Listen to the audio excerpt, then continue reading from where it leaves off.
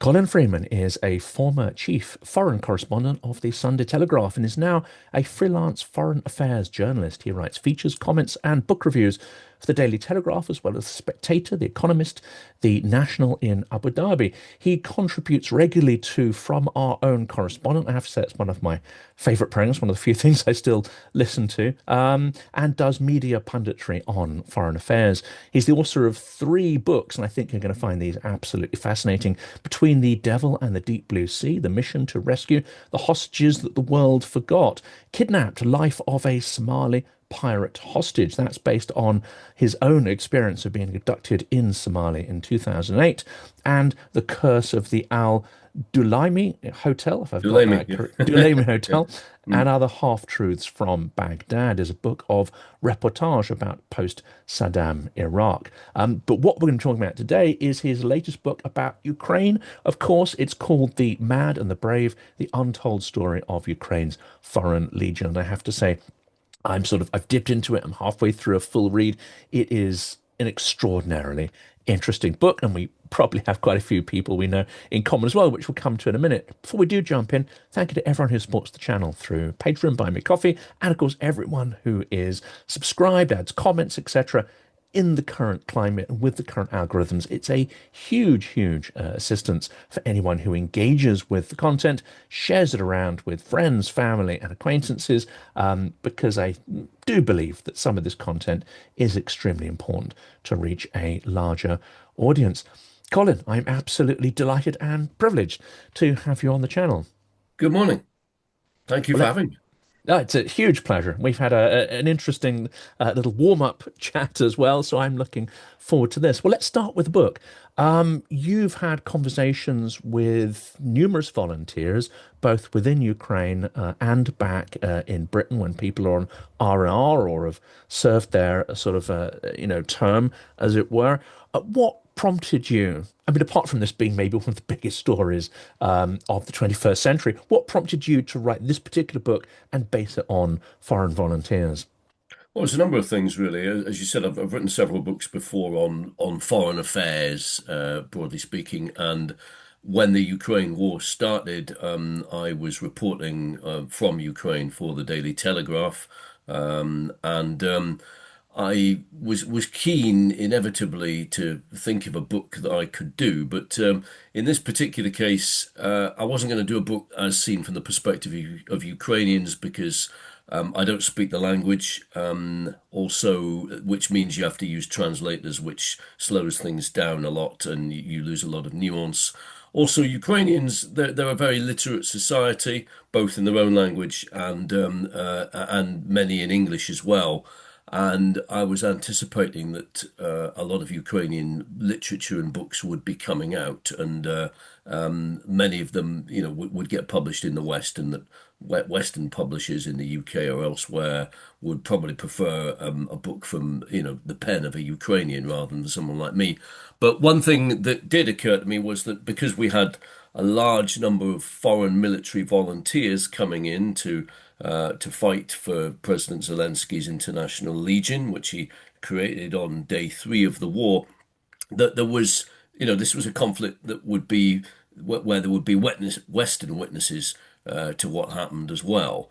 And I also thought that writing a book about the war as seen through the eyes of, say, for example, British combatants would make it more relevant or more engaging to a British audience, a Western audience, than it might do otherwise. There is a lot of interest in the war in Ukraine here in the UK and here in and elsewhere, but this would be a chance to do something that might reach readers who might not otherwise pay that close attention.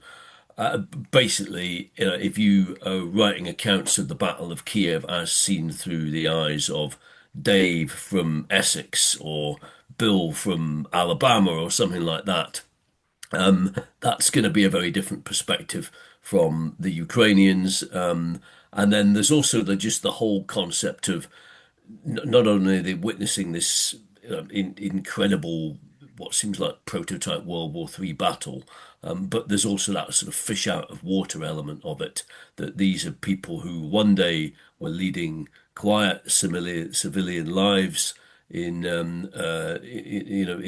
in the UK, for example, and the next they're plunging themselves into what looks like a titanic struggle on the side of the underdog against the world's second superpower. So, that sense of like, my God, what must it be like to be chucking yourself into that terrifying theatre of combat was something I wanted to try and sort of capture, really. And for my purpose, it's always, for me at least, more interesting perhaps speaking to people with a little bit of prior military experience. So talking to someone like Sean Pinner, Mesa Gifford, who've been on the Mm. channel, Yeah. absolutely fantastic people, but they're able to put what they've seen into some kind of structured context based on their military experience. They're able to describe certain things. They're able to describe the mistakes. So that's interesting to me. But for you, is it just as interesting to talk to people who perhaps have never held a gun before, and their motivations and experiences being sort of thrown into that chaos? Yes, yes. I mean, the majority of the volunteers, and I would say there's probably guess estimates vary. Let's say between about 1,000 and 5,000 British soldiers, British volunteers who've gone out there over the course of the 3 years. The majority of them are ex-soldiers.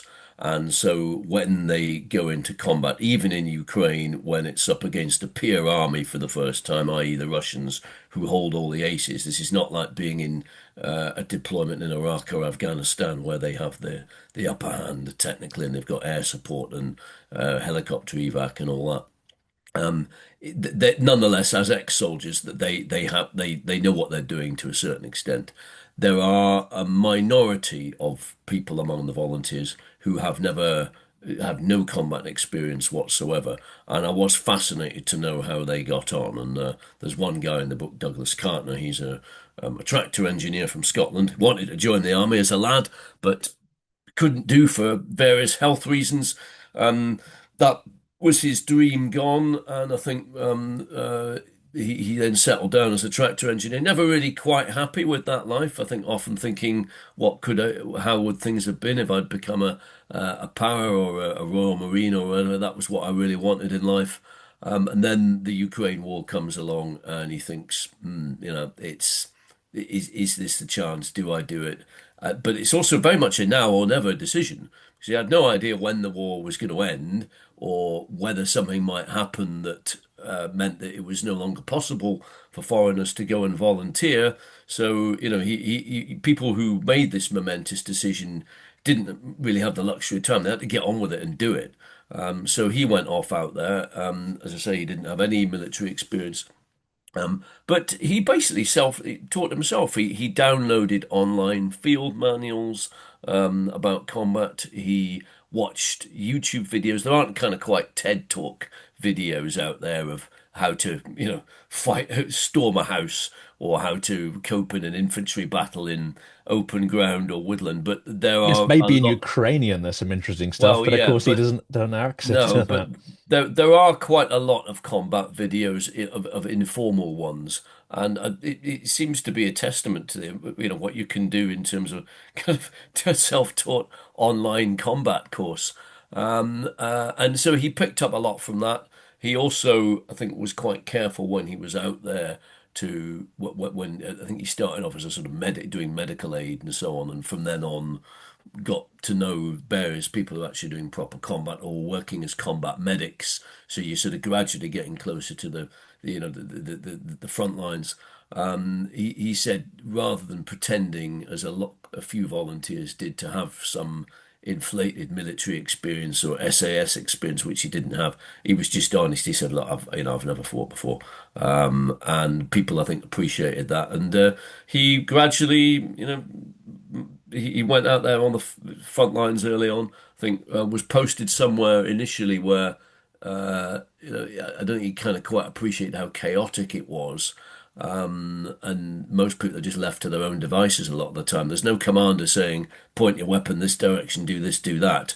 He was literally left in a trench, and then a few hours later, some people started wandering into his line of fire. 5 soldiers. He couldn't tell who they were, whether they were friends or foe. And he suddenly, they were kind of moving in a sort of surreptitious fashion. And he suddenly thought, God, are these Russians? I'm going to have to shoot these people. and then it turned out last minute that they were Ukrainians. But th those sorts of scrapes, I think, were quite common in the early days. But at the same time, that is what a lot his experience is what a lot of Ukrainians went through, of ordinary Ukrainian civilians. We had millions of stories of people who had never fought before suddenly having to pick up a gun. In a way, he's exceptional, and in a way, he's entirely normal Mm. for that, for Ukraine itself. Yeah, I remember seeing, I think it was a video of a Ukrainian sort of pop star who actually had done some military service, obviously in the Long War when Donbass was invaded, and he found himself in the first days of the war in this sort of car park with about 30 volunteers, all had been given guns, almost none of whom had fired a gun before, and he realized that actually the danger from them was far greater than the incoming fire from Russians. So that chaos in the early days. Yes, quite possibly. But I think that was one of the things the common thread for a lot of the volunteers was that they were most people when they go to war, regular soldiers, they go with a unit that they're already part of, with other soldiers that they've trained with and got to know often over a course of years, and they all go together, and that they're a ready-made fighting pack. Whereas here with the Legion, people were being put in to fight alongside people they'd often never met before, who've got no proven military experience, who may or may not have lied about their military experience, and who you have no idea how they're going to cope when things get tough, as they inevitably will, which is sort of, very challenging, scenario of war to find yourself in. Very unlike anything else. Mm. Before we move on to the next question, I'd like to make a personal recommendation that I know you will appreciate. You may have seen my interview last week with the producer of the film series Kyiv of Mine, Ronnie Apteker. Well, I've partnered with them to help raise awareness of what I believe is an important series of films made for a Western audience to help break through absurd stereotypes about Ukraine, some of which, of course, are amplified by Russian propaganda. You can watch these films for free now. Details in a second. Kyiv of Mine is a documentary series about Ukraine's extraordinary capital, which I had the privilege to visit for the first time in January this year. The film production began in 2018, and of course, much has changed since then. It's now 2025, and the story is far from over. Kyiv of Mine is a fast paced, beautifully filmed, humorous, fun, insightful, heartbreaking, moving, and hopeful work. The very antithesis, in fact, of a doom-laden and worthy wartime documentary. This is a work that is extraordinarily uplifting. My friend Operator Starsky says the film is made with so much love. The film series will make you laugh and cry. It's the only film about Ukraine that began before the war yet has traced lives through the tumultuous times, and which follows the lives of more than a dozen Ukrainians in real time. This is an historic period told through highly personal and emotive stories from Kiev's days of emerging prosperity after the Maidan Revolution through COVID and the full-scale invasion. This film is a breath of fresh air. Ukraine deserves a better conversation in the world, one that isn't centered around war, says Jolyon Ellis, filmmaker on Kyiv of Mine. It's hard not to argue with that, and the filmmakers have fully delivered on this promise. This is essential watching for anyone who calls themselves pro-Ukrainian, but I think it's also vital to get friends, colleagues, and family to watch it too, because the reality is few people have a vivid impression of Ukraine or any direct connection with its people. War is inhumane and abstract. Building an alternative perception is essential for engaging the world with the importance of Ukraine's struggle. And of course, Ukrainians, I mean, this is true, I think, of all Ukrainians. To garner any kind of respect, you have to earn it. You cannot buy that respect, or gain it through fear or bluster. That's very difficult when there's a language barrier, and where you have to show it through your deeds and actions over, potentially many weeks or many months. That must have been tough, or it must have, sifted the how do you say it, the wheat from the chaff in some ways. Well, yes, I mean, initially when President Zelensky created the Legion on day 3 of the war, I think it captured the imagination of the world to a certain extent. He was saying, this is not just a battle for Ukraine, this is a battle for democracy, freedom, liberty in Europe, and all that kind of thing. And within a couple of weeks, about 20,000 people applied to join. Not all of them necessarily turned up, but I think they had about 20,000 emailed applications. The problem was that there wasn't really the logistical backup to support all these people coming in and to process them, to train them, and to find them places where they could play a constructive role on the battlefield. You would imagine people turning up, a few weeks training in a barracks, then off to fight with some big foreigners only battalion where the language barriers would, default language would probably be English or French or something like that.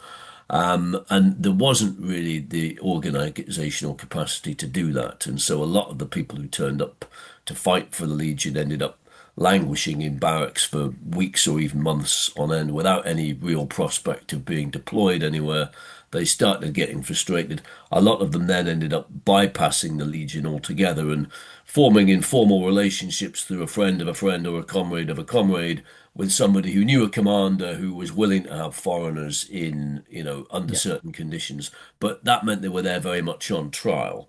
Mm. And some of those relationships with commanders, some of the foreigners were able to prove themselves well and earn the trust of the Ukrainians. Others, it did not work out well. And obviously, when things don't work out on a battlefield, that can mean people getting killed or whatever. So that meant the Legion struggled. For every good story that went round about the Legion, there was a bad one. So they ended up with a very checkered reputation, which made it tough for the good soldiers who were there.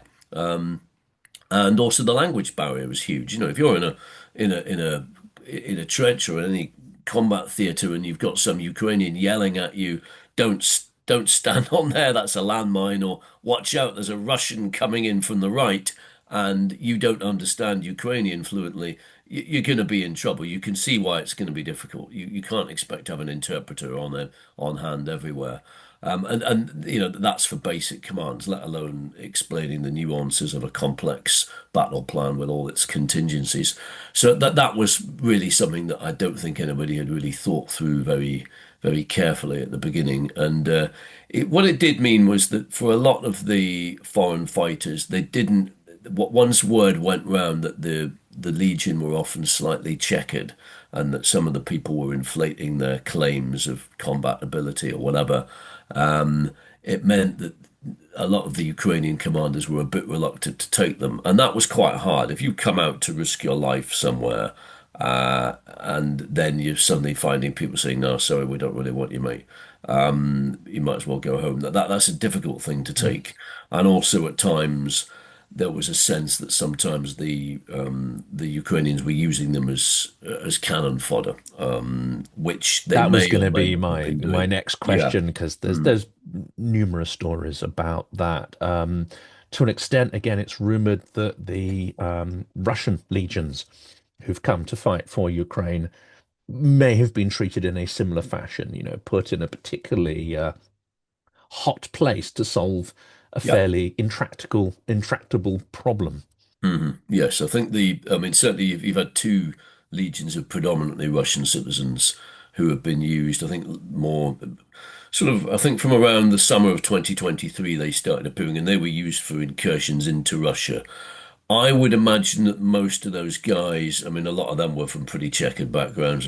What one of the units was led by, I think, the guy who had connections to various far-right hooligan outfits and things like that. Oh yeah, I would yeah, imagine they plenty of them. probably knew what they were getting into, those folks. And if they weren't in Ukraine, they would probably have had the Russians coming after them. So those guys were sort of fairly unusual. I think the most of the Western volunteers were a bit more level-headed than Mm. that, but certainly one of the things that the volunteers are used for a lot is reconnaissance stuff. So given that the war has got a lot of very fixed trench lines, positions that don't move an awful lot, in order to shift the battle on, you require people to advance forwards into no man's land quite a lot to look at Russian positions, sometimes to do a bit of fighting, but often just to get eyes on the ground.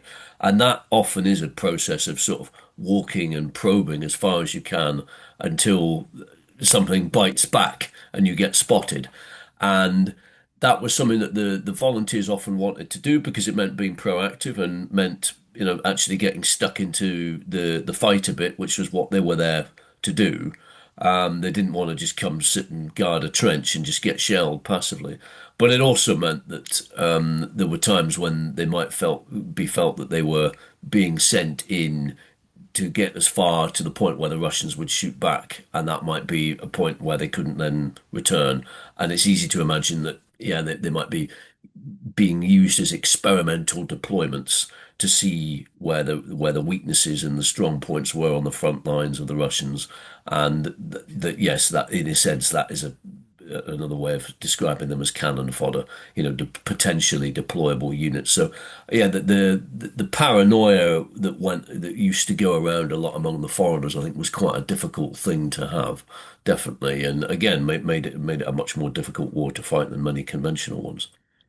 Of course, you talked about motivations, and some people may go because they see it as an opportunity to live a life they haven't been able to live, or they may have some sort of tragedy or something lacking in their life. So very complex personal motivations, as you describe it. But I'm interested here in many that seem to have a far more sort of moral and sort of political motivation, which is defending democracy. In that respect, does this have, some similarity perhaps to, say, the Spanish Civil War, which also attracted large foreign contingents? And how interesting is it that let's say people with an ex-military background can see, I would call it, sort of things with moral clarity, sometimes which diplomats, analysts cannot. Well, yes, certainly that there are. Draw some comparisons or comparisons and contrasts with the Spanish Civil War in the book, and but that was back in the 1930s. The elected socialist left-leaning government in Spain, which at the time was very much the first of one of the first of its kind, came under attack by Franco's fascist forces, who were backed by Germany. Many people at that time, especially on the left, who where people were generally a bit more politically engaged, saw that as a dry run for World War II. Especially lots of Jewish people who saw that this is one of these things we need to start fighting now, otherwise there'll be nothing left to fight for. And yes, I think you can draw comparisons between that and the war in Ukraine. A lot of the fighters that I've spoken to say, look, this is an old school imperial land grab. Putin might not be brandishing swastikas around, but what he's doing is very similar to what Hitler did.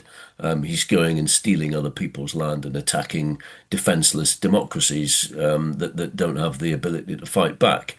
And a lot of them felt, especially the trained ex-soldiers, felt, look, what's the point of me having all these skills if I'm just going to sit around here and do nothing when there's Ukrainian women and children getting killed and Ukrainian men who don't know how to fight, having to go to the front lines. If nothing else, I can go and help advise them on training and so on.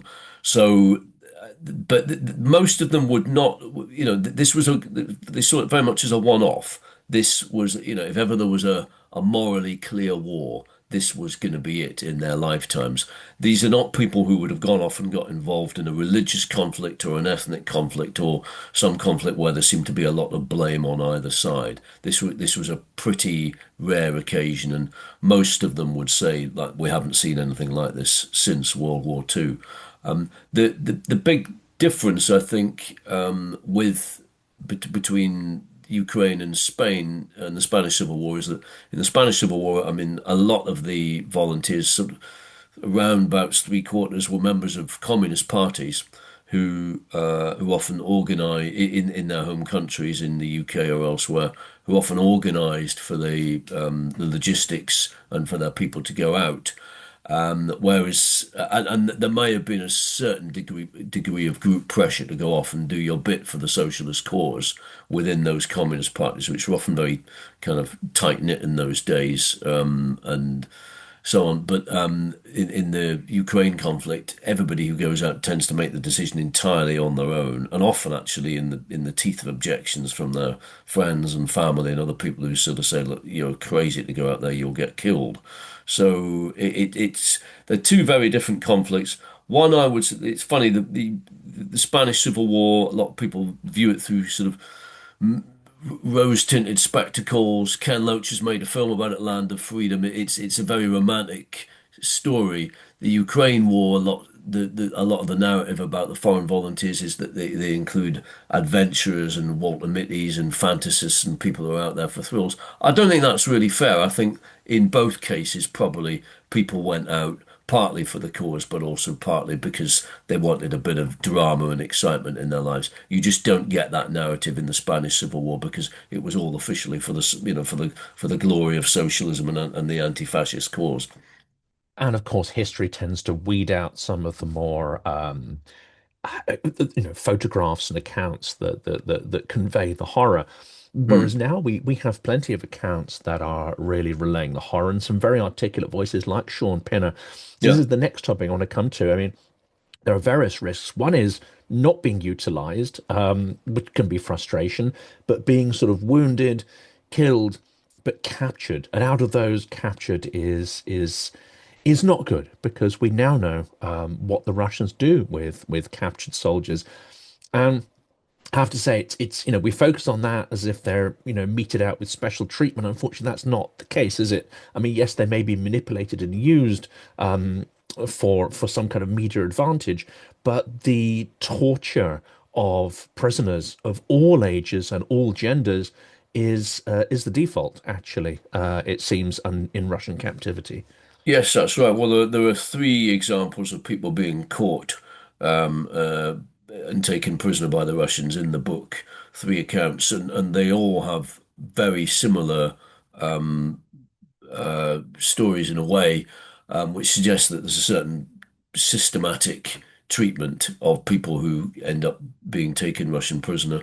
First of all, they're taken off to a black site, an unofficial prison. They have a bag put over their head, and then they end up in some room somewhere where they're then tortured pretty much non-stop for about 5 weeks and interrogated. And then, in the case of the three people I write about, they then end up in a more formal, a proper prison in the separatist-held part of Ukraine, in the Donetsk People's Republic, where conditions are likewise pretty lousy, dreadful food. Not far off concentration camp level, really. The only difference is that the systematic beatings tend to stop. So it's very, very hard going. They're also warned that they will face the death penalty, and I think to a lot of them that seemed pretty likely at the time. I mean, the psychological and physical burden that those people must have gone through, including people like Sean Pinner, how they came out alive and functional at the end, I have absolutely no idea. I do know that some of them, one of the guys I interviewed, did say that he had a suicide contingency plan because he thought if I'm stuck in here in this prison for the next 20 years or something, that's not, I don't want to have 20 years like that. Give it another year and I may consider ending it all. And indeed, I heard a horrific story. It's a film, and it's about children actually in this instance. But one of them in this film was a teenager who was taken by the Russians as he was trying to leave occupied territory, and they forced him to be, for want of a better word, the janitor in one of these torture chambers. Mm. And he was, I think, 16 at the time. And the story is just beyond horrific. But it is a wonder in this character, and I guess it's the same with the soldiers, coming through what you see, coming through. If you do make it to the front and you do have to repel Russian meat wave assaults, they're seeing things which perhaps would not have been seen since the First or Second World War. I mean, horror on an unimaginable scale. Yes, the physical horrors of the field of combat are absolutely horrific. I mean, a lot of the time they're not. A lot of soldiers spend months out there without ever seeing a Russian because it is primarily an artillery war. And that again can be a disappointment for some of the volunteers who think it's going to be like Call of Duty, where you're pointing your gun and having a bit of a target shoot against the incoming Russian infantry who are going to dash obligingly into your gun sights. It's not like that, but they see their comrades getting killed and horrifically maimed a lot of the time as well. And yeah, the psychological burdens that people are taking on are almost unprecedented, I would say. And certainly, one of the volunteers or that I was talking about who was taken prisoner.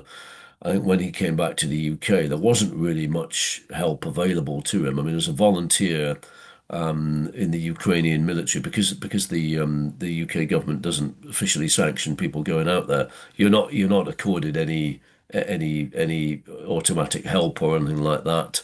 A lot of the charities that normally help ex-servicemen are not available to you. Certainly, there's no sort of specific state help.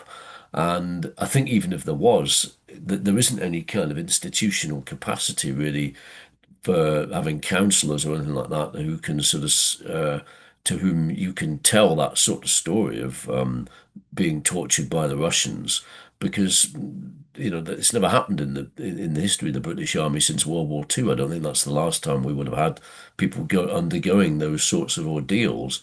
So it's hard for people to access help, and then it's also hard, I think, if they do, to find people who've got any kind of remote sense of the kind of ordeals they've gone through. It is quite difficult for these people, and often, as I say, they go out, they leave the UK to fight alone. It's an individual decision. No, they're not going out with other mates from a unit, and then they come back alone, and they're back in their hometowns. Everybody else has been busy leading life as normal, and they've been going through this absolute hell, and there's no one to talk to. There's no one to sort of say, "Yeah, mate, I know what it was like." There's no homecoming, no ticker tape parade or anything like that. Often there's lots of people who they know sort of like, "Oh, so you're back alive then, mate? Well, you're lucky, aren't you?" And they're just sort of shaking their heads. It's Mm, not like soldiering as we would know it. yeah. No.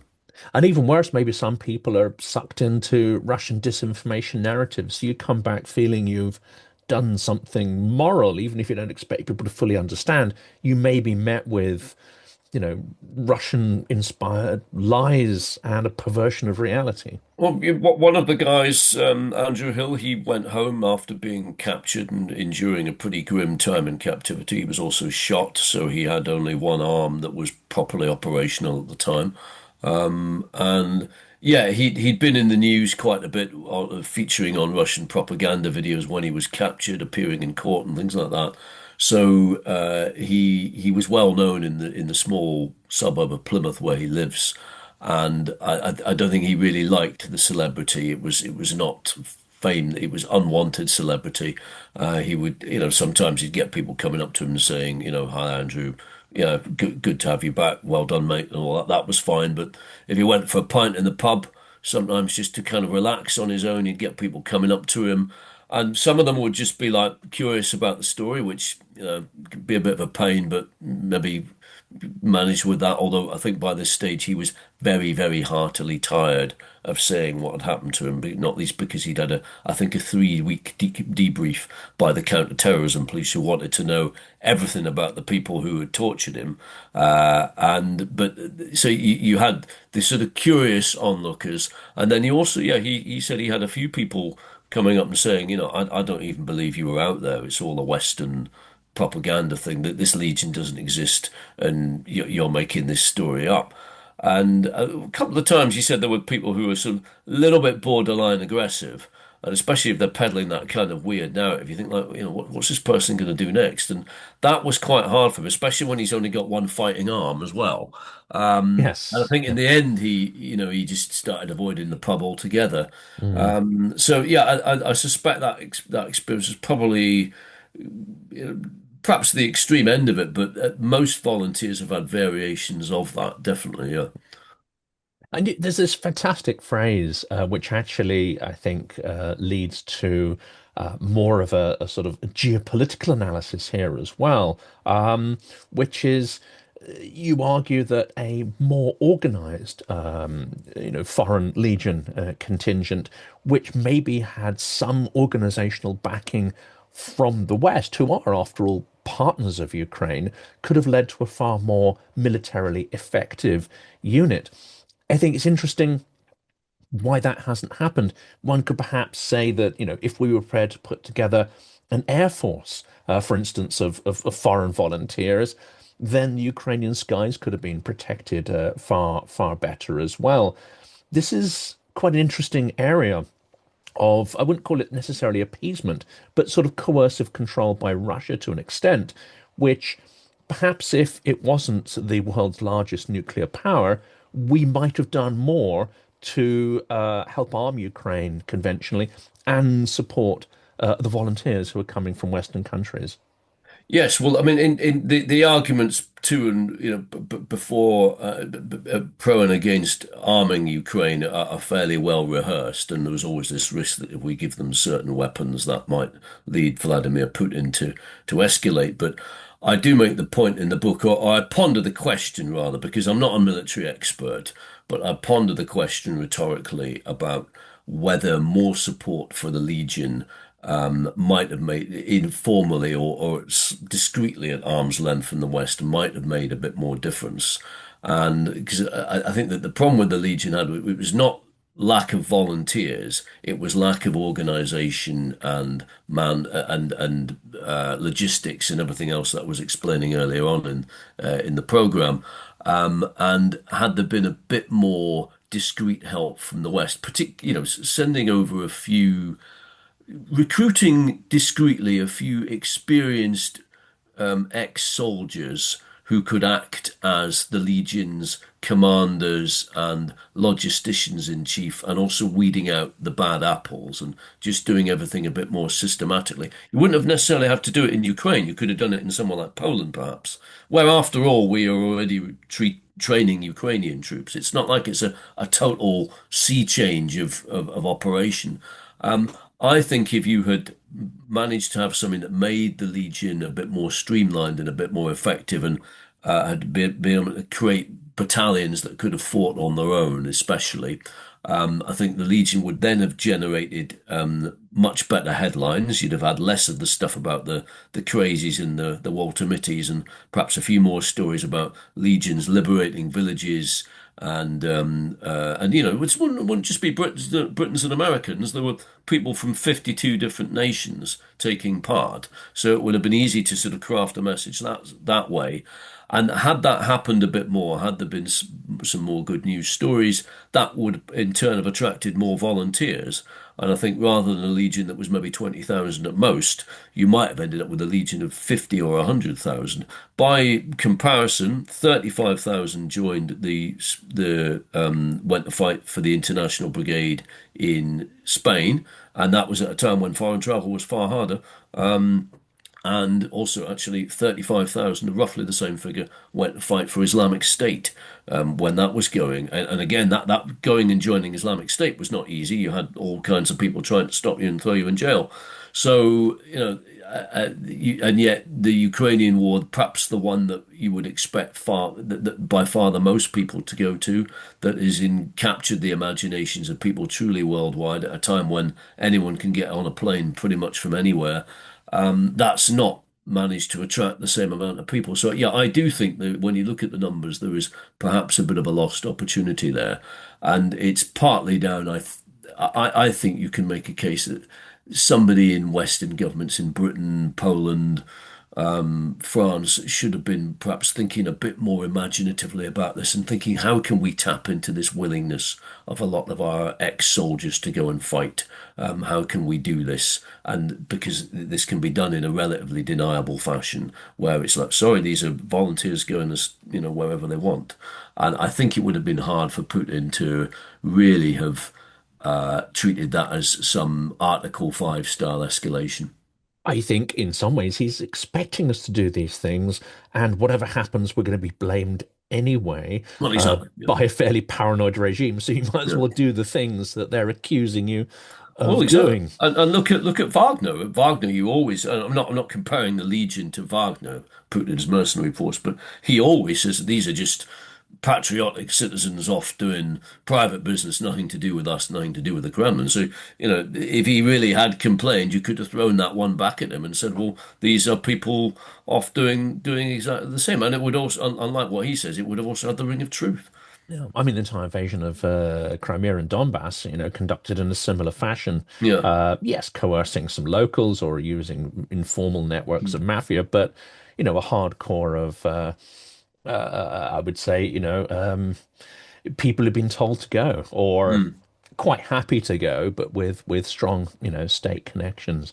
Um, we're in the fourth year. Do you see any change, or has the number of foreign volunteers basically tapered down to something like a trickle at this point? There are still people going out there. The Ukrainian government never says how many foreign volunteers are there, just as it doesn't really comment on any numbers of its troops in the military sphere. So you never really know. I'm aware of people who are still fighting. I'm also aware of people who have been there for a couple of years and then come back. It would be very odd if people didn't get tired or exhausted, or just have their financial situations that they things they need to address back home. How many of them there are at the moment, I'm really not sure. I don't think certainly the Legion has not multiplied in the way that we might have hoped. One relatively new trend is that there's something like about 40% of the Legion now are soldiers from Latin America, in particular Colombia, I think, who have a well-trained US trained army from their days of fighting drug lords and paramilitaries and so on. So that they're well trained. They're not particularly well paid in Colombia. So a lot of them are over in Ukraine for the pay. Which, if you're actually in the field of combat up there, in the trenches with missiles and bombs landing around, is not bad money. It works out at about $3,000 a month, which is quite good. It's about a quarter of that if you're just back at base or whatever. And for the average Colombian soldier, I think that's worth doing. The flip side is there's a high risk of dying. I don't know what the Ukrainians' opinion is of the quality and commitment of these people. Certainly, a lot of the Westerners who I've spoken to were pretty willing to lay their lives down or risk their lives in serious fashion. Whether some of the Colombians, if finance is a motive, but does that blunt their appetite for actually getting stuck in? I don't know. But I mean, I suspect once you're out there in those front lines, and the Russians come, you don't have much choice but to fight anyway. But yes, that is a trend that they have been using people for whom the money is perhaps a bit more of a motivation. And in terms of casualties, I mean, I think my sense is that at least I think we're probably getting on to nearly probably around 1,000 of the legionnaires have died now, which is quite a high attrition rate compared to previous war and terror conflicts, for example. And it perhaps is suggestive of where they've been put, in the line of fire, and Ukrainians not perhaps not wanting them to be a liability. I mean, the last question in the few minutes we've got, and I'm just going to pull one of the examples out as a sort of teaser, but it's one of the more interesting ones, and that's John Harding, British Mm. combat medic, joined Azov Battalion in 2018. So Yeah. we're going back to well before the full-scale war began. And this is where I find it quite interesting because there are, unfortunately, some correspondents who kind of, dare I say it, made quite a big thing about the so-called Azov Nazis and so on. I'm not going to name any names there. But this has been a persistent Russian narrative, and throughout the war, Russia has tried to tarnish the reputation of certain battalions that because they're more effective by using this sort of Nazi and extremist kind of slurs. And there may be a little kernel of truth in that there may have been a higher proportion of nationalists at the founding of some of these units. But of course, things change and they have changed very dramatically, but the propaganda doesn't change. So, how important is it that we've got the voice of someone like John Harding in the book? Well, yes, he's a useful window into Azov and what it was like. The reasons John ended up in Azov in 2018, well before the conflict started, are quite complex. Basically, he was fighting as a volunteer with the Kurdish anti-ISIS forces during the conflict in Syria. It was a sort of similar mobilization of Westerners going out to fight what they saw was the rise of an evil force. And as a result of fighting with the Kurdish anti-ISIS forces, he was concerned that he might get prosecuted back in Britain at the time, which took a pretty dim view of people fighting in the war in Syria, no matter what side they were on. And him and a few of his other comrades got wind that the Ukrainians were looking for recruits, military recruits. And obviously, if they were as enlisted men in Ukraine, they wouldn't have to worry about getting prosecuted back in the UK. So he's basically looking for another home to go to. He went to Ukraine. Azov interviewed him and recruited him. His reasons for serving with Azov, I don't think he was not interested in their ideology. He's actually a socialist by outlook. But they were a well-run, well-motivated, and well-equipped battalion at the time. They were primarily a volunteer battalion that started in the wake of the takeover of Crimea in 2014, when the Ukrainian forces were pretty much on the verge of collapse and were not really sure who their political masters were, because if you remember, they just had the Maidan revolution.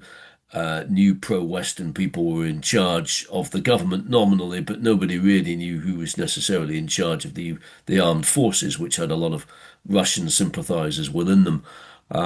When the trouble in the pro-Kremlin uprisings in the Donbass started, that was when Azov began to step into the breach, basically as volunteer fighters. And they gained a good reputation for themselves and eventually became integrated into the mainstream Ukrainian army. But certainly in the early days, my sense is that the Azov people, the kind of people who volunteered to fight for the Ukrainian cause in the Donbass in those early days against the pro-Russian separatists, when actually they were Ukrainian nationalists. And yes, they did include a few people who, with very far right sympathies, people with swastikas and so on, and who believe in all kinds of Nordic stuff. About the supremacy of the Aryan race and so on. But John's view was, well, like most armies, you're fighting for your country. They attract patriots and they attract a few nut jobs. And he said, he also said, though, there was a Crimean Tatar, Muslim in his brigade who he got on very well with as a fellow medic. So he was largely unfussed by it. And I mean, to finish that story off, the Azov brigade over the years has gradually been diluted of those old political hardcore. Reformed, Yeah, restructured, all sorts of, and, yep. and these days, I don't think you would find that sort of element in it very much. It's certainly got a nationalistic content to it, but they are these days they're now known as the Third Assault Brigade, and they are one of the main recruiters of both foreign and Ukrainian volunteers. If you want, on the basis largely that if you want to join a good, well-run unit where you're going to get good training and you're going to get stuck into the combat and there's a good ethos, they apparently are the people to go to, rather than the sort of regular military, which may still have some of its old sort of Soviet throwback habits. Not given, ridiculous profligate orders that are wasteful, and that's another No, key thing. Yeah. no. If you, I mean, the Azov website is for any listeners is worth looking at. There's an entire ethos and cultural kind of program that you're joining about. It's very much tied, I think, to sort of the rebuilding of Ukraine once the war is over, and sort of building a new life and building a new society that is not going to be like the one before. That's obviously a fantastic motivator, and it gets a certain type of person who perhaps is more thinking and sort of motivated. Colin, we're gonna have to end it there. I'm sure there's tons and tons of stuff and many more of these stories we could dig into. For today, though, thank you so much for sharing You're that. welcome. And Thank you for having me. well, I strongly recommend people check out the book because it is absolutely fascinating. And yeah, I look forward to the next opportunity to have a chat. Thank you. Thanks. A final word from our partners, the makers of Kyiv of Mine. All three films are now available to watch for free on YouTube. Please check out the links to the dedicated website, which tells you more about the film, its subjects, and the filmmakers.